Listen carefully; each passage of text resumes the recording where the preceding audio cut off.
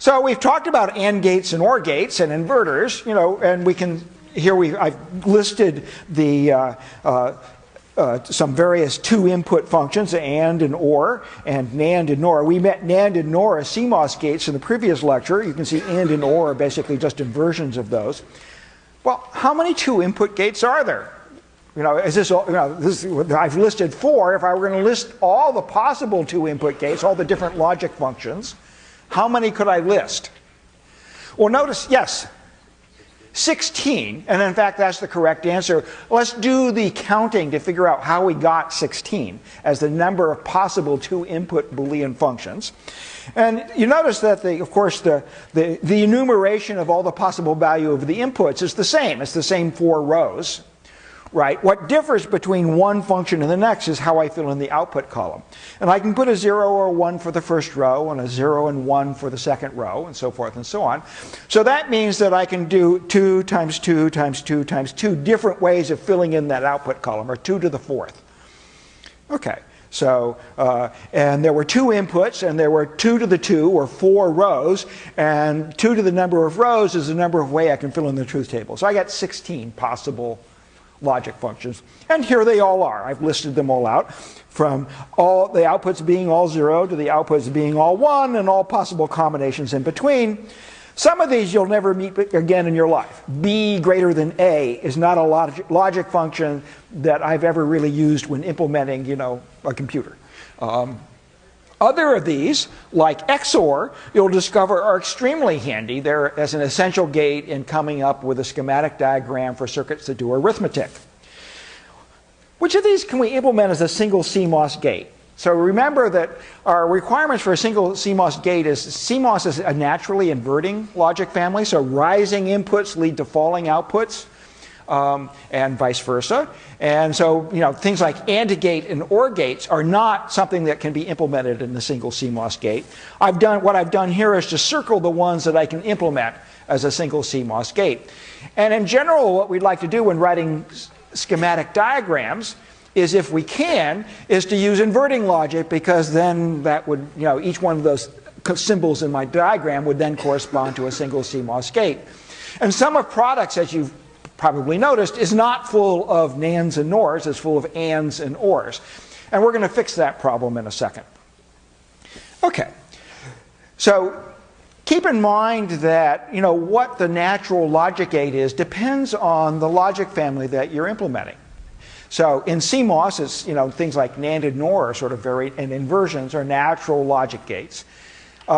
It may be that in newer technologies involving carbon nanotubes or quantum computing and things like that, the native logic function may in fact not be AND or NAND or NOR. It may be some other function. And so what we would need to do is we could still use the truth table as our basic building block. But what we would like to do then is to come up with our basic description of functionality. We'd have to come up with a sort of a different mechanism then for translating truth tables into diagrams of the building blocks that come naturally to the logic. And we're going to talk a little bit about that as sort of systematic ways of implementing logic, given sort of different sort of basis functions, different things that are sort of logical. Now, some of you have met Boolean logic before. And so I'm going to give you something to do while I drone on for the next 30 minutes about some of the other details of designing logic. Okay, suppose we have a logic family where we have lots of ANDs and ORs, but inverters are enormously expensive, $10,000 each. So what I want you to do is to figure out, is it possible to build a combinational circuit that uses as many ANDs and ORs as you want, okay, to construct the inversion of 3 signals. So this guy takes in 3 inputs, A, B, and C. The combinational circuit is supposed to produce 3 outputs, not A, not B, and not C. My question to you is, can you design a logic circuit that implements this using only 2 actual inverters? Otherwise, you're just using ANDs and ORs. Well, the answer is, in fact, you can do this. It's not obvious. I mean, you're not going to sketch out 3 gates and say, aha, it's completely clear. Okay, you spend a little while puzzling through. to make this work. So it's a little interesting exercise in logic synthesis to figure out if you can get your head around how to do this thing. It does raise some interesting questions. The fact that such a circuit exists does raise some interesting questions. So we can invert 3 signals using 2 inverters. And so we have some big circuit diagram that only has 2 inverters in the middle. Can we actually use 2 of our pseudo inverters? So here we have a box that inverts 3 signals using only 2 inverters. You can imagine some sort of induction proof about could we get away with only using 2 inverters ever? The world would be made up of 2 inverters and lots of ANDs and OR gates. And the answer is, well, you might be tempted to think that's true, but there's a subtle difference between the circuit that I'm describing here and actually 3 independent inverters. And it's worth thinking about that. Okay. So you can think about that while we work on some other things. So the question is, what should we actually put into the stockroom to build logic with? Do I need, samples of all 16 of those gates I showed you on the previous slide? And what do I do about when I want a 4-input OR gate? And all I have is 2-input OR gates. What should I work on? So we're going to tackle that problem next. Okay, so it turns out that AND and OR and NOT are sufficient. They're all we need to do. And so, for example, here's an XOR gate, and I can basically just write that as a sum of products. It has 2 product terms, not A and B, and A and not B. And you can see I've just wired that up here. And so sum of products is sort of an existence proof that having only AND gates and OR gates and inverters will get the job done.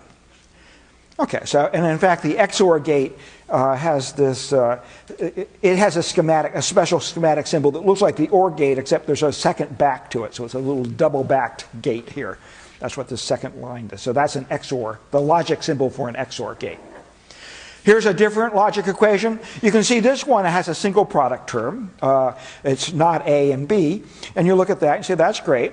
What's interesting about that is I could have also designed it this way, with a NOR gate and an inverter. Now, when I say these 2 circuits are equivalent, what am I actually telling you? They don't look equivalent. They're made of different devices. They have different numbers of transistors in them. What's equivalent about those 2 circuits? They compute the same function. If I wrote the truth table that told you what the Y output was given all the different combinations of A and B, those 2 circuits are equivalent. Why might you prefer the bottom one to the top one? If you were, a summer intern and you went off and somebody says, well, the bottom one, why? And you say, oh, I guess I should know why the bottom one is good. Yeah.